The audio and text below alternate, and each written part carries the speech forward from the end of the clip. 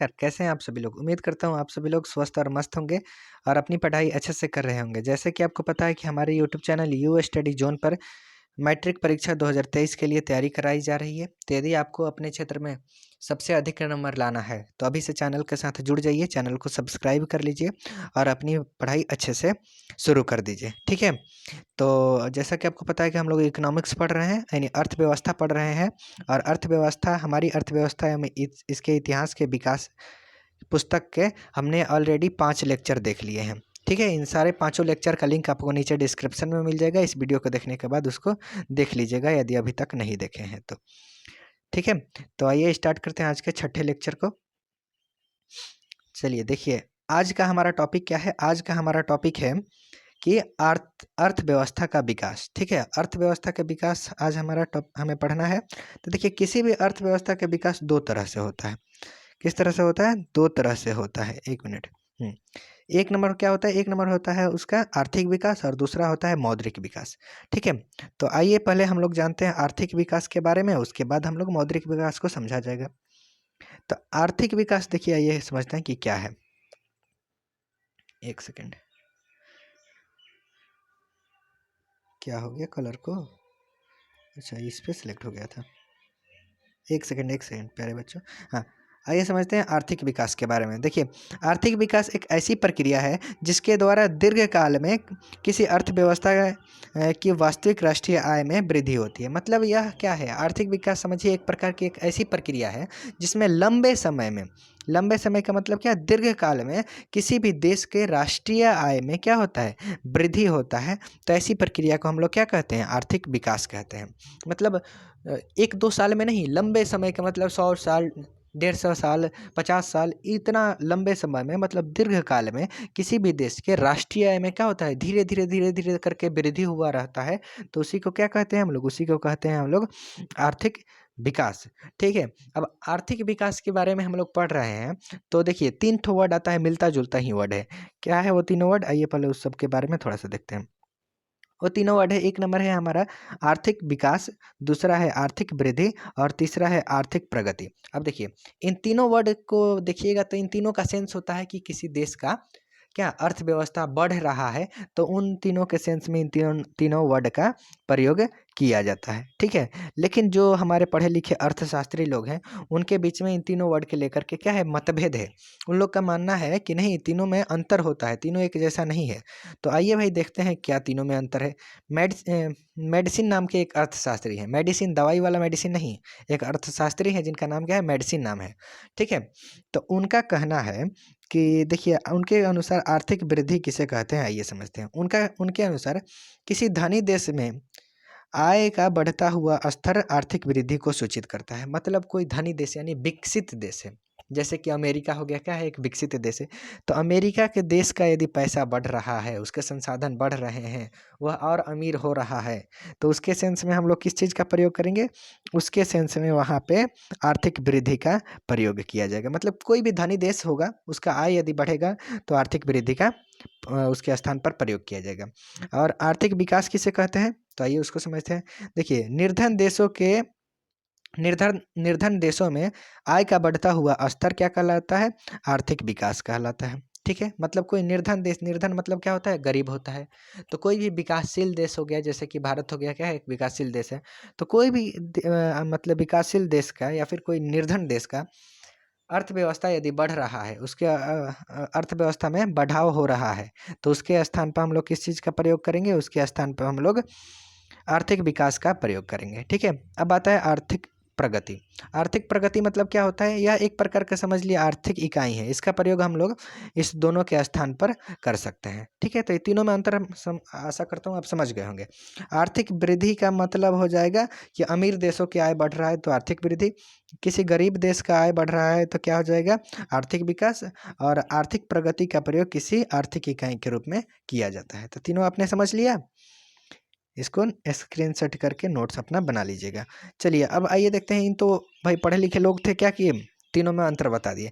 लेकिन अगर साधारण तौर पर देखा जाए, प्रायः आम बोलचाल के भाषा में, तो आर्थिक प्रगति जो है, एक सेकंड, हाँ, आर्थिक मतलब साधारण बोलचाल के भाषा में देखा जाए तो प्रायः आर्थिक प्रगति के स्थान पर आर्थिक वृद्धि या फिर आर्थिक विकास का प्रयोग किया जा सकता है। ठीक है, मतलब इन दोनों में, तीनों में कोई खास अंतर नहीं है। आर्थिक प्रगति के स्थान पर आप चाहें तो आर्थिक वृद्धि भी लिख सकते हैं, या फिर आप चाहें तो आर्थिक विकास भी लिख सकते हैं। ठीक है, इसमें कुछ खास अंतर नहीं है, लेकिन ऊपर के जो तीनों पॉइंट बताया हूँ उसको दिमाग में रखिएगा आप लोग। कहीं एग्जाम में पूछ दे कि आर्थिक विकास और आर्थिक वृद्धि में अंतर बताइए, तो दोनों पॉइंट लिख दीजिएगा, हो जाएगा। ठीक है, लेकिन एक और अर्थशास्त्री क्या है जिनका नाम है प्रोफेसर लेविन्स। इनका कहना है कि तीनों शब्दों में कोई खास अंतर नहीं है, बात सेम है। ठीक कह रहे हैं ये भी, क्योंकि देखिए आर्थिक प्रगति हो, चाहे आर्थिक विकास हो, चाहे आर्थिक वृद्धि हो, ये तीनों क्या कर रहा है, किसी ना किसी देश का अर्थव्यवस्था यानी आय बढ़ रहा है, उसी को सूचित करता है।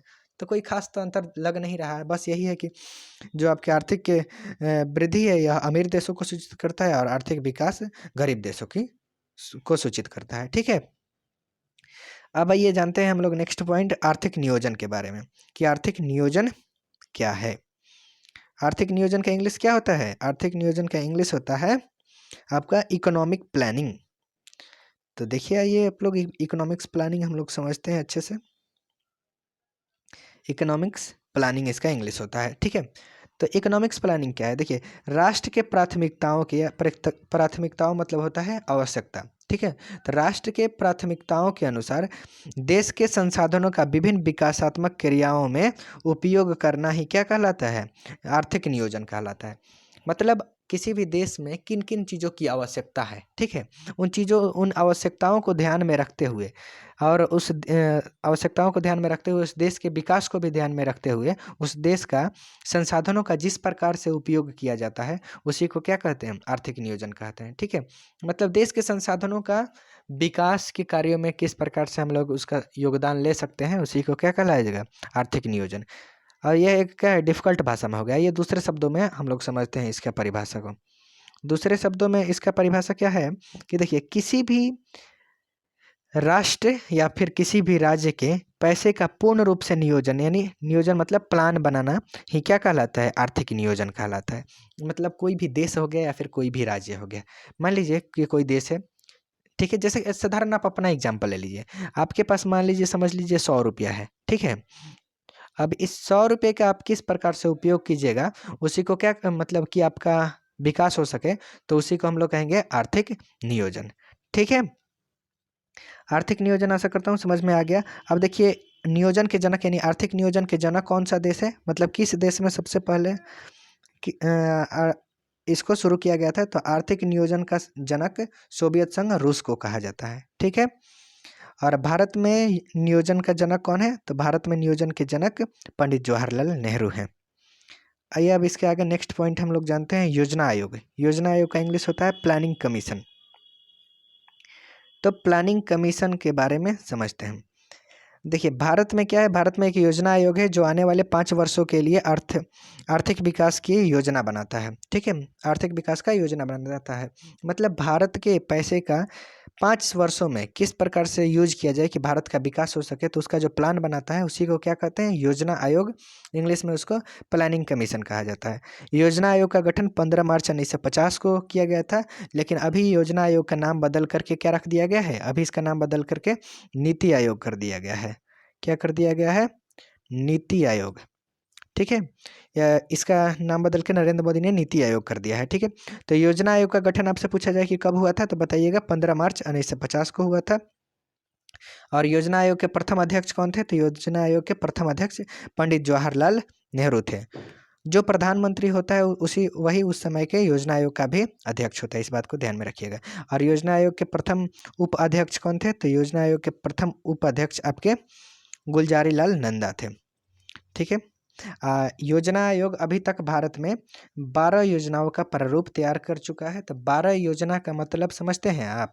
12 योजना, और एक योजना का मतलब हो गया 5 साल, पंचवर्षीय योजना या 5 साल के लिए योजना बनाता है। तो 12 को अभी तक योजना बनाया है, तो 12 में 5 से गुना कर दीजिए, क्या हो जाएगा? 12×5 = 60, यानी 60 वर्षों का अभी तक ले योजना आयोग प्लान बना चुका है।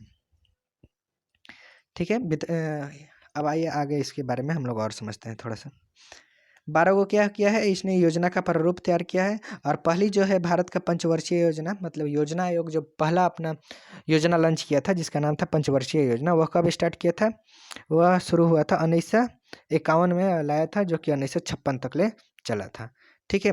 योजना आयोग या नीति आयोग का आयोग के अध्यक्ष पदेन प्रधानमंत्री होते हैं। आपको शुरू में ही बताया कि जो प्रधानमंत्री होगा वही ही योजना आयोग, या आज इसका नाम अभी चेंज कर दिया गया है नीति आयोग, तो जो प्रधानमंत्री होगा वही नीति आयोग या फिर योजना आयोग का अध्यक्ष होगा। ठीक है। एक के स्क्वायर बी के बारे में आइए समझते हैं। के स्क्वायर बी मतलब क्या होता है, इसको थोड़ा सा आप लोग समझिए। के स्क्वायर मतलब क्या होता है, डबल के, दो गो के और बी। तो के मतलब होगा काम, के से की और बी से बात, यानी एक काम की बात आपके लिए यहाँ पर है कि प्रधानमंत्री नरेंद्र मोदी ने क्या किया था, 1 जनवरी 2015 को, इसका कलर चेंज हो जा रहा है। प्रधानमंत्री नरेंद्र मोदी ने 1 जनवरी 2015 को योजना आयोग को समाप्त कर दिया। क्या किया, योजना आयोग को समाप्त कर दिया और इसके स्थान पर नीति आयोग का गठन किया। तो योजना आयोग का आप बताइए तो थोड़ा हमें कि इसका गठन कब हुआ था। तो उसका गठन हुआ था, योजना आयोग का गठन कब हुआ था, उसका आपको यहाँ पे बताया कि 15 मार्च को हुआ था। योजना आयोग का आपका गठन पूछा जाए तो बताइएगा 15 मार्च 1950 को। ठीक है, 15 मार्च 1950 को योजना आयोग का गठन हुआ था। और नीति आयोग का पूछा जाए तो बताइएगा 1 जनवरी 2015 को। प्रधानमंत्री नरेंद्र मोदी ने क्या किया, 1 मिनट, हाँ, प्रधानमंत्री नरेंद्र मोदी ने 1 जनवरी 2015 को नीति आयोग का गठन किया। दोनों एक ही है, बस नाम चेंज हुआ है, बस इसमें कंफ्यूज नहीं होना है। आपसे नीति आयोग पूछे या फिर योजना आयोग पूछे, कंफ्यूज नहीं है ना, दोनों वही है, बस नाम चेंज कर दिया गया है। लेकिन गठन तो याद करना पड़ेगा कि कब कब हुआ था। अब आइए नेक्स्ट हमारा पॉइंट आता है राष्ट्रीय विकास परिषद। ठीक है, नेक्स्ट पॉइंट क्या है, राष्ट्रीय विकास परिषद। इंग्लिश में इसे बोला जाता है नेशनल डेवलपमेंट काउंसिल। ठीक है, राष्ट्रीय विकास परिषद, नेशनल डेवलपमेंट काउंसिल। आइए इसके बारे में हम लोग थोड़ा समझते हैं। देखिए, इसका गठन आर्थिक नियोजन हेतु राज्य सरकारों तथा योजना आयोग के बीच में क्या तालमेल तथा सहयोग का वातावरण बनाने के लिए किया गया था। मतलब राष्ट्रीय विकास परिषद का उपयोग, मतलब गठन किस लिए किया गया था, इसलिए किया गया था कि जो भी राज्य सरकारें हैं और योजना आयोग है, ठीक है, इन दोनों के बीच में तालमेल का सहयोग बना रहे। अब तालमेल क्यों जरूरी है, आइए इसको समझते हैं। देखिए, कोई भी योजना आयोग अपना मान लीजिए कि पंचवर्षीय योजना लाया, तो क्या कहेगा, लाएगा तो 5 वर्ष के लिए अपना पंचवर्षीय योजना लाएगा। ठीक है, अब इसको तो लागू करना है, भारत के जो भी 28 राज्य हैं उन सब में ना लागू करना है जी। तो ये तो केंद्र सरकार की संस्था हो गई, आपका योजना आयोग, और ये ला दिया, सारे राज्य इस पर सहमत नहीं हुए तो लागू कैसे कर लीजिएगा। उसी के लिए आपका गठन किया गया आपका राष्ट्रीय विकास परिषद का। और इसमें क्या होता है, इसमें योजना आयोग के अध्यक्ष आते हैं और साथ में आपके जो 28 राज्य हैं उसके प्रधानमंत्री आते हैं। ये लोग बैठते हैं और जो पंचवर्षीय योजना आया रहता है उस पर चर्चा करते हैं। सभी लोग सहमत हो जाते, मतलब इस पर सहमत होकर के इस पंचवर्षीय योजना को क्या करते हैं, अनुमोदित कर देते हैं, यानी अप्रूवल दे देते हैं। और उसके बाद इसको लॉन्च किया, और इसके बाद क्या किया जाता है, इसको राज्यों में लॉन्च कर दिया जाता है। चलिए अब इसके आगे नेक्स्ट पॉइंट क्या है, हम इसका गठन आर्थिक नियोजन हेतु राज्य सरकारों तथा योजना आयोगों के बीच तालमेल का सहयोग का वातावरण बनाने के लिए किया जाता है। ठीक है, अब देखिए नेक्स्ट पॉइंट है सभी राज्यों के मुख्यमंत्री इसके सदस्य होते हैं। जितने भी राज्य हैं हमारे 29, उन सभी के जो मुख्यमंत्री होंगे इसके सदस्य होंगे। अब देखिए नेक्स्ट क्वेश्चन आता है, एक ऑब्जेक्टिव क्वेश्चन यहाँ कि राष्ट्रीय विकास परिषद का गठन कब हुआ था।